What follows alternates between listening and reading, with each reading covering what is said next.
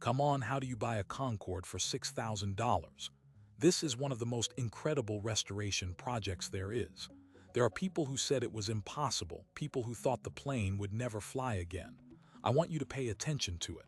I'm going to share everything I learned rebuilding the Supersonic legend and the secret that James, the old engineer, kept hidden for decades. How do you bring a Concorde back to life? Here we go. My name is Robert. This Concorde sat abandoned for decades, corroded by salt air, stripped of its engines, bought for less than the price of a used car. But the old man selling it, James, didn't just hand me the keys. He held a secret that would change everything. The listing was buried on an old aviation forum, barely 3 lines. Concorde fuselage for sale. Needs work. Call James. Most people scrolled past it, assuming it was a joke, but I called. James answered on the 3rd ring, his voice weathered like cracked leather. He told me the plane had been sitting behind his shuttered airfield on the coast for over 20 years, ever since the Concorde fleet was decommissioned. He was the last one left who had ever touched it with any care. I drove 6 hours to see it. When I arrived, the sight stopped me cold. The needle nose was drooped in its iconic landing position, left that way for decades, frozen in a permanent bow. White paint peeled in giant sheets, exposing raw aluminum pocked by salt corrosion. The delta wings, once the most elegant shape in aviation, were stained and stripped. It looked like a fallen monument, a ghost of supersonic speed. James stood beside it in a flannel shirt and cap, his white beard catching the overcast coastal light. He was 72, a retired ground engineer who had worked on the original Concorde program. He had bought this airframe at auction in 2003 when British Airways sold its fleet, paying next to nothing because they just wanted them gone. He had dragged it to this forgotten corner of the airfield and had watched it decay ever since, unable to let go. I asked him why he was selling now. He looked at the ground and said he didn't have much time left, and he couldn't bear the thought of it being scrapped after he was gone. That's when he named the price, $6,000. Less than a used Honda Civic. I shook his hand and bought a legend. But here's the thing about buying a Concorde with no engines, no instruments, and a fuselage full of corrosion. Everyone thinks you're insane. The restoration would cost a fortune. The Rolls-Royce Olympus 593 engines alone were irreplaceable, each one producing 38,000 pounds of thrust with afterburners, and every surviving unit was in museums. My team and I started anyway, stripping corroded panels, cataloging what was salvageable. After 2 weeks of brutal work, we had uncovered the droop nose mechanism, the signature hydraulic system that lowered the nose for landing visibility. It was a miracle of engineering, but it was seized solid. We were about to admit defeat when James showed up unannounced at the hangar. He was carrying an old key and a grim expression. He walked past the fuselage, past the wing roots, to a locked storage container at the back of the airfield that none of us had noticed. He turned the key, threw open the doors, and there, under decades of dust, sat a full crate of original factory-sealed Olympus engine parts. Turbine blades, fuel nozzles, afterburner rings. He had kept it hidden all these years, a secret inventory from his Concorde program days. He said he never told anyone because he always believed someone would come along who truly wanted to bring her back to life. But then he looked me dead in the eye and said there was something else, something even he was afraid to touch. He walked me past the crate of engine parts, past the wing roots, and halted at the forward cabin door. It was sealed with a rusted padlock. James pulled out a key from his pocket that I hadn't seen before. He unlocked it, and the door groaned open into darkness. The flight deck of a Concorde is small, cramped, with a ceiling so low you have to crouch. 20 years of salt air had left a film on every surface. But James pointed to the center console between the 2 pilot seats at the inertial navigation system, the old digital unit that once guided this machine at twice the speed of sound. He said, "It's still in there." I asked what he meant. He told me that in October of 2003, just weeks before the fleet was grounded permanently, British Airways had secretly planned a final record attempt flight. This very aircraft had been loaded with the route, the fuel calculations, even the radio frequencies. The goal was to break the transatlantic speed record one last time, a farewell that no one would ever forget. But the night before the flight, the airline got cold feet. Too risky, they said. Too public. They scrubbed the mission and the crew was ordered to delete everything, clear the memory and leave the aircraft. But the engineer who was supposed to wipe the computer never did. He shut it down instead, and this Concorde was towed away with the root still frozen inside. We connected an auxiliary power unit to the airframe, a generator on a trailer. The cockpit came alive with a hum, and the navigation screen flickered, white text on a black background. The route appeared, line by line. London Heathrow to Shannon to Gander to an unmarked waypoint in the North Atlantic. The timestamps were still there. The fuel loads, the flight levels, the Mach numbers. This wasn't just a ghost. It was a mission that had been waiting more than 2 decades to be finished. James stared at the screen. I saw his hands tremble.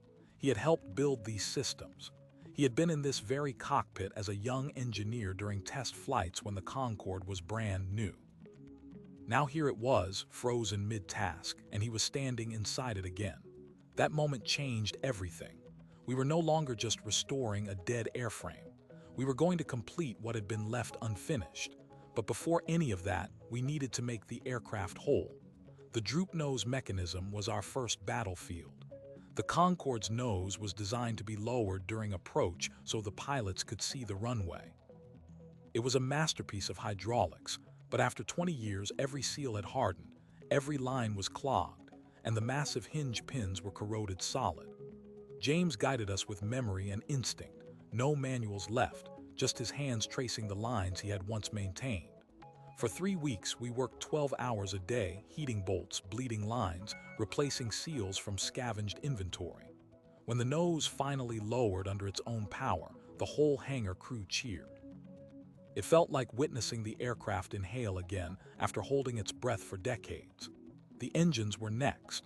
The crate James had hidden contained turbine blades still wrapped in factory wax paper, fuel nozzles in sealed bags, afterburner rings that had never tasted jet fuel. We rebuilt 2 Olympus engines on a wing stand using those parts and scavenged casings from museum donors. The first engine run-up was scheduled on a damp Sunday morning. We rolled the Concorde out of the hangar, hooked up fuel lines, and stood clear. The starter whined, the compressor spun, and then the igniters clicked. Fire shot from the exhaust. The engine spooled up to a deafening roar, a sound that had once shattered coastlines. It was beautiful.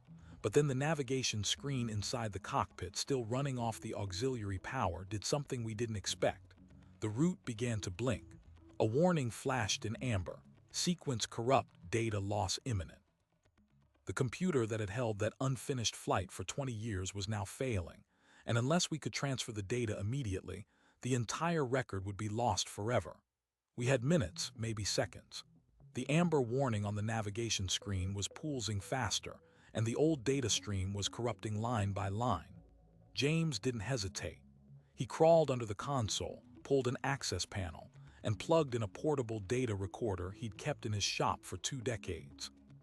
He'd built it specifically to interface with Concorde's navigation bus, a device he had never thrown away because, as he put it, you never know when you'll need to talk to a ghost.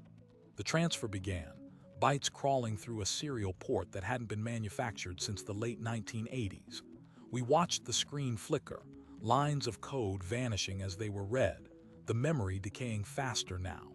But then the transfer light went steady green. The entire route, all the waypoints, all the fuel parameters, everything was captured. The screen went blank a moment later. The original was gone, but the copy was alive. We powered down and went outside to breathe. That's when James told me the rest. He hadn't just been a ground engineer who helped maintain these birds. He had been assigned to the Concorde performance team during the final years of the program. His job was to push the aircraft to its limits, to find out what it could really do as the manufacturers prepared to sell upgraded variants that never came. That secret record attempt flight in 2003, the one that was scrubbed, was his design.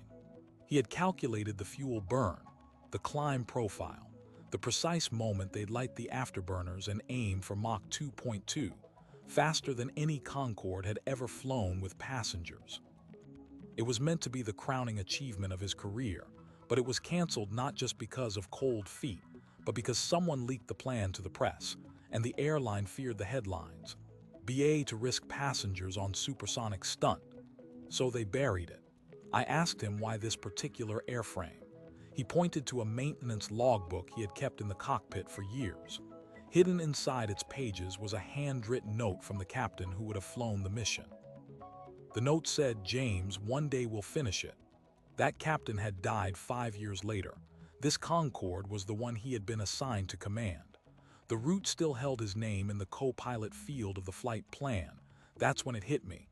This wasn't just a restoration. This was a promise. A dead man's last flight, still waiting. We spent the next 4 months finishing the aircraft. The droop nose, the engines, the hydraulic systems were all operational, but the airframe itself was not certified to carry passengers and would never fly commercially again. However, we could still do ground runs, high-speed taxi trials, even a low-altitude ferry flight if we got clearance. And James had an idea. He suggested a ceremonial run, a full-power engine test with the aircraft facing the runway, the flight plan loaded into the navigation system as if it were about to lift off. The afterburners would light, the nose would lower for the imaginary approach, and the route would play out on the screen. It would be a symbolic completion, a way to honor the flight that never was. But we needed permission. The airfield was private, but the noise of 4 Olympus engines in full afterburner would be heard for miles. We'd need local approvals, fire crews, and importantly, the aviation authorities' blessing. James made the calls. Most people said no. One official called it a dangerous fantasy. But then a retired Concorde pilot, now in his 80s, offered to travel 600 miles just to sit in the left seat for the test, to give it authenticity. His name was Captain Eric Holloway, and he had flown the same tail number 30 years earlier. He said, "If you've got the engines, I've got the time." So on a cold morning in late November, with the runway cleared and a small crowd of aviation enthusiasts gathered behind safety barriers, we towed the Concorde to the threshold. James climbed into the cockpit one last time, not as a passenger, but as the man who would arm the navigation computer. Beside him, Captain Holloway strapped in and began the pre-start checklist. I stood on the taxiway with the fire crew, radio in hand. The auxiliary power cart was disconnected. The aircraft's own systems were now self-sustaining. All 4 engines spooled up, steady at idle. Then Holloway's voice crackled over the radio. "Flight deck ready. Navigation route loaded. Awaiting your command." I looked at James through the cockpit window. He gave a thumbs up. This was it. 2 decades of waiting, a dead man's legacy, and a route that had never been flown. All we had to do was push the throttles forward. I keyed my radio and gave the order. Captain Holloway's hand moved to the throttle quadrant. He pushed the 4 levers forward smoothly in pairs. The Olympus engines answered, low rumble shifting to a chest-shaking roar. At full dry power, the Concorde trembled against its wheel chocks. Then Holloway called out, "Afterburners now." And he flicked the switches. Twin rings of fire ignited at the tail of each engine, orange and blue, and the noise became something you felt in your bones. The runway behind us blurred in heat haze.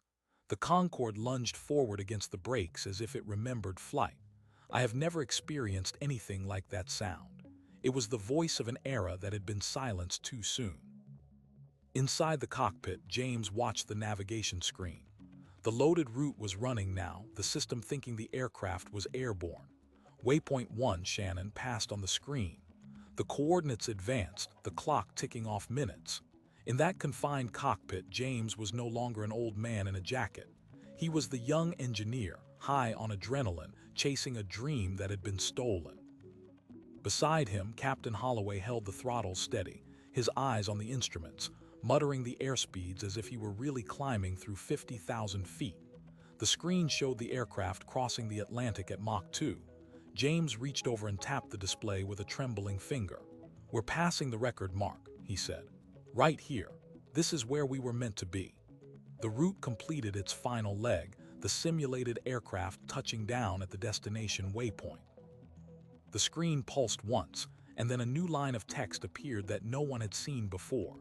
It was a message embedded in the flight plan code, written by the original captain who was supposed to fly this mission. It read, "To whoever finds this, we were almost home. Finish it for us." James read those words out loud and his voice broke. That message had been waiting in that decaying memory chip for 20 years for this moment with him in the right seat. The test run lasted just 11 minutes. When the engines shut down, the silence felt like the end of a storm. We opened the hatch and James climbed down slowly, unsteady on his feet.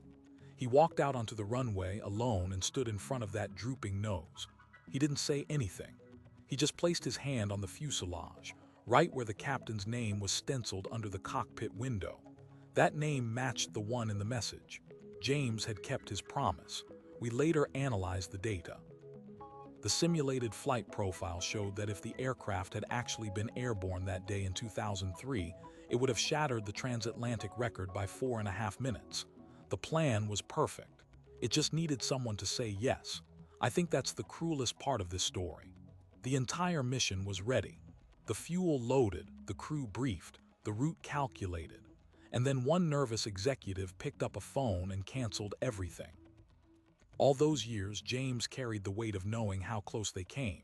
And now, standing on that cold runway, he finally let it go. This Concorde will never fly again. The airframe is too old, the certification's too far gone. But that was never the point. The point was finishing something that had been left undone, for a man who waited 2 decades and for a captain who never got his final flight. There's a lesson in that. We all have routes loaded in our own navigation systems, plans, promises, dreams that got canceled at the last second by someone else's fear. Most people leave them frozen in memory, waiting until the data corrupts. James didn't. He held on, and when the moment came, he turned the key. If this story meant something to you, hit that like button and subscribe. There are more forgotten legends out there, and I'm going to find them. Thanks for watching. See you on the next one.